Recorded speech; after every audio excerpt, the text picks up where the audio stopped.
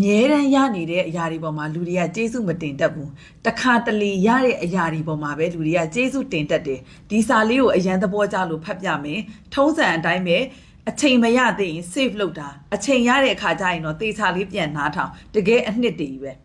ဲစာရဲ့အစမှာရေးထားတာကလူတစ်ယောက်နေစရာမရှိတော့ကသူနဲ့တိတ်ရင်းနေတဲ့တငယ်ချင်းကသူ့အိမ်မှာပေးနေလိုက်တယ်ဆဆချင်းနေခွင့်ရတော့ကတော့အရန်ကိုကျေးဇူးတင်သွားတာပြောင်းစေခြင်းတဲ့အခါအချိန်မရွေးပြောငါပြောင်းပေးပါမယ်ဆိုပြီးတော့မှအာမခံလိုက်သေးတယ်တဲ့အနေလဲကြာလာတော့သူများအိမ်ကိုသူ့အိမ်လိုစိတ်ထဲမှာမှတ်ယူလာတော့တယ်အချိန်တန်လို့ပြောင်းပေးဖို့ပြောတော့မကြေမနက်တွေဖြစ်လာတယ်တစ်ချိန်ကနေခွင့်ပေးခဲ့တဲ့ကျေးဇူးဆိုတာကိုသတိရဖို့မပြောနဲ့ကျေးဇူးရှင်ကိုတောင်ရန်သူတယောက်လိုမြင်သွားတယ်တဲ့နောက်တစ်ပိုက်ကတငယ်ချင်းတစုအတူတူပေါင်းပြီးအဆောင်ငှားနေကြတယ်စေတနာကောင်းတဲ့တငယ်ချင်းကချက်ပြုတ်ကျွေးမွေးတယ်အစတုန်းကတော့သူချက်ကျွေးတာကိုကျေးဇူးတွေတင်နေကြတယ်တဲ့ကြာလာတော့ချက်ပြုတ်ကျွေးတာကိုသူကပဲမဖြစ်မနေလုပ်ရမယ့်တာဝန်တစ်ခုလိုမြင်လာကြတယ်ကြောင်းကြောင်းကြောင့်ချက်မကျွေးဖြစ်တဲ့အခါချက်ကျွေးခဲ့တာတွေကိုတောင်မှကျေးဇူးတင်ဖို့နေနေတာချက်မကျွေးရကောင်းလားဆိုပြီးတော့မှညှို့ညင်လာကြတယ်တဲ့နောက်တစ်ပိုက်ကကြတော့လူတစ်ယောက်အပြင်သွားတဲ့အခါတိုင်းမှာတစ်ပင်တပင်အောက်ကနေဖြတ်သွားနေကြနောက်ကြတော့လမ်းဘေးမှာတွေ့နေတဲ့ခွေးတစ်ကောင်ကိုတနာလို့ဆိုပြီးတော့မှအနီးနားကတစ်ပင်တပင်အောက်ကိုအမြဲတမ်းအစာခေါ်ကျွေးလိုက်တယ်တဲ့အဲ့ဒီခွေးကိုအရင်တုန်းကတစ်ပင်နားမှာတခါတလေတွေ့ရတော့ကလူမြင်နိုင်အမြဲတမ်းကြောက်ပြီးတော့မှရှောင်ပြေးတတ်တဲ့ခွေးဟာတဲ့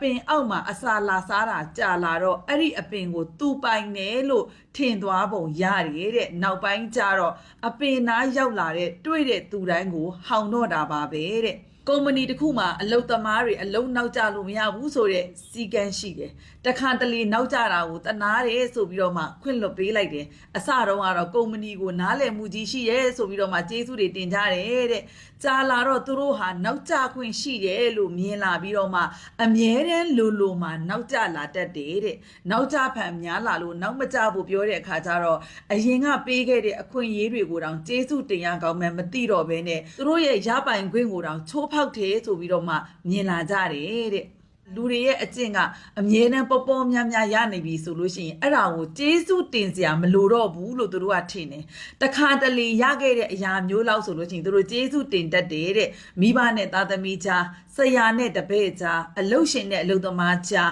တငယ်ချင်းတွေကြားချစ်သူကြားမိတ်ဆွေကြားအသင်းအဖွဲ့တွေကြားစသည်ဘယ်ဆက်ဆံရေးမှမဆိုအခွင့်အရေးဆိုတာကပေးတဲ့လောက်ပဲပေးရတယ်ပေးတော့မယ်ဆိုလို့ရှိရင်လဲကိုပေးနိုင်တဲ့ပမာဏလောက်ကိုပဲပေးရတယ်လိုတာထက်ပိုတဲ့အခွင့်အရေးမျိုးပေးမိလို့ရှိရင်ကြာတဲ့အခါမှာရပိုင်ခွင့်လို့ထင်သွားကြတယ်တစ်ချိန်ချိန်မှာကိုကအခွင့်အရေးတွေဆက်မပေးနိုင်တော့တဲ့အခါကျတော့ကိုရဲ့လုတ်ပိုင်ခွင့်နဲ့ကိုလုတ်တာတောင်မှသူတို့ရဲ့ရပိုင်ခွင့်ကိုချိုးဖောက်တယ်လို့ထင်လာတတ်ကြတယ်ကိုကပဲမှားနေတယ်လို့သူတို့ကမြင်လာကြတယ်တချို့သောသူတွေရဲ့ဇယိုက်ကများပြားလွန်းတဲ့ကျေးဇူးတင်စရာတွေထက်အနည်းငယ်သောအလိုမကျမှုလေးတွေကိုသာစိတ်ထဲမှာအမြဲတမ်းမြင်နေတတ်တဲ့သဘောရှိတယ်တဲ့ဒါကြောင့်ပေးဆက်ဖို့စဉ်းစားတိုင်းမှာတစ်ချိန်ချိန်မှာဖြစ်လာနိုင်တဲ့ရလဒ်ကိုလည်းထည့်သွင်းစဉ်းစားဖို့လိုပါသေးတယ်တဲ့မဟုတ်ရင်အဲ့ဒီစေတနာတွေဟာအဆုံးမှာစော်ကားစရာအဖြစ်သာကျန်နေလိမ့်မယ်တဲ့စကားတစ်ခုရှိပါတယ်လူသားတွေကျေးဇူးကမ်းတဲ့အခါနတ်ဖျားတွေတောင်မှဖျားပြန်တနေရတာမျိုးပါတဲ့ဒီစာလေးနဲ့ပတ်သက်ပြီးတော့ကျမမှလည်းတိုက်ဆိုင်မှုရှိတယ်အဲ့ဒီတိုက်ဆိုင်မှုကဘာလဲဆိုလို့ရှိရင်လွန်ခဲ့တဲ့6လ9လလောက်ကကျမအိမ်မှာအိမ်အကူခေါ်တယ်ပေါ့အိမ်အကူအမျိုးသမီးကိုခေါ်တဲ့ခါကျတော့ तू ကတခြားလူတွေထက်စားလို့ရှိရင် तू ကတော့အလုံးလောက်တာကတွတ်တွတ်လက်လက်ရှိတဲ့ခါကျတော့နေတာလုံးဝမဲ့အလုံးမှာ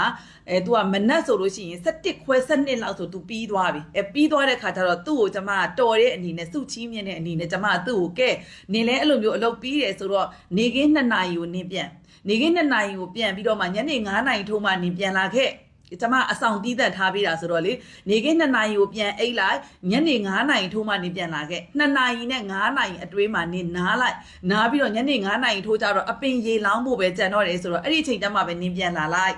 ဆိုပြီးတော့သူ့ကိုကျမအခွင့်အရေးပေးတယ်ပေါ့နောက်ကြတော့ကျမအရန်အလုပ်ရှုပ်တဲ့ရက်တွေကြတော့သူ့ကိုကျမမနာခိုင်းဒီနေ့တော့နေအဆောင်ပြန်မအိတ်တော့နဲ့ဆိုပြီးတော့အဲ့လိုမျိုးကို2ရက်3ရက်လောက်ဖြစ်လာတဲ့ခါကျတော့ तू ကအဲ့ဒီအပေါ်မှာမကျေနပ်တော့ဒီနေခင်း2နာရီနဲ့ညနေ9နာရီထိနားရမှာဒီသူ့ရဲ့နားကိုနားရမယ်တာဝန်ဝတ္တရားလို့သူမြင်လာတယ် ဒါဒီစာလေးနဲ့လက်တွေ့ကျမကြုံခဲ့ရတာလေအဲ့လိုမပေးနာတဲ့ကာလကြတော့ तू ကဘာလဲဆိုတော့ तू အလုံးမလုံးတော့ထွက်မယ်တဲ့နောက်ဆုံးကြတော့သူ့ရဲ့ target ကအဲ့လိုဖြစ်သွားတယ်။အော်အဲ့နဲ့ကျမကလည်းဒီလိုမလို့ချင်တော့အေးထွက်ဆိုပြီးပြောလိုက်ပြီးတော့နောက်လူတွေကိုပြန်ခေါ်တဲ့ခါကျတော့နောက်လူတွေကိုအဲ့လိုမျိုးနေကင်းဘက်ကိုသူတို့အလုံးလုံးလို့အားနေရင်လေအိမ်မှာပဲထိုင်နေသူတို့အဆောင်ပြန်ပြီးနားဆိုတဲ့အခွင့်အရေးကိုမပေးရဲတော့ဒီစာတွေကလို့ပေါ့ကိုကတတ်ညာပြီးတော့မှအော်သူတို့နားပါစေဆိုတဲ့စိတ်နဲ့သူတို့အခွင့်အရေးပေးလိုက်တယ်ဆိုရင်အဲ့ဒီအခွင့်အရေးဒီသူတို့ရပိုင်ခွင့်ပဲထင်သွားတယ်အဲ့တော့ဒီစာလေးကတကယ်ကိုမှကျမတို့ဘွားတွေနဲ့တိုက်ဆိုင်နေအခုဒီစာတွေကလိုမျိုးတိုက်ဆိုင်နေသူတွေရှိလားကိုကအခွင့်အရေးတွေပေးလိုက်တယ်ဒါပေမဲ့အဲ့ပေးလိုက်တဲ့အခွင့်အရေးကိုသူတို့ရဲ့ရပိုင်ခွင့်ဆိုပြီးတော့မှထင်သွားပြီးတော့မှအဲ့အခွင့်အရေးကိုကပြန်မပေးလိုက်တဲ့အခါမှာကိုရန်သူကြီးလိုမျိုးဆက်ဆံခံရဘူးလားခံရဘူးတယ်ဆိုလို့ရှိရင်လည်းမျှဝေခဲ့အောင်အတွေ့အကြုံလေးတွေဖလှယ်တဲ့သဘောပေါ့တကယ်ကိုမှန်တဲ့အနှစ်သာရရှိတဲ့စာသားလေးနော်သဘောကျတယ်ဆိုရင်အစနေဆုံးနောက်တစ်ခေါက်ပြန်နားထောင်ကြည့်အရန်ကိုကြိုက်လို့ကျွန်မလာမျှဝေတာဒီမှာလာမျှဝေတဲ့စာကြီးဆိုရင်တကယ်ကိုကြိုက်တဲ့စာတွေအများကြီးဖတ်တဲ့တရားမှာကြိုက်တဲ့စာလေးတွေကိုပြန်မျှဝေတာမူရင်းရေးသားသူ credit ပေးပါတယ်ရှင်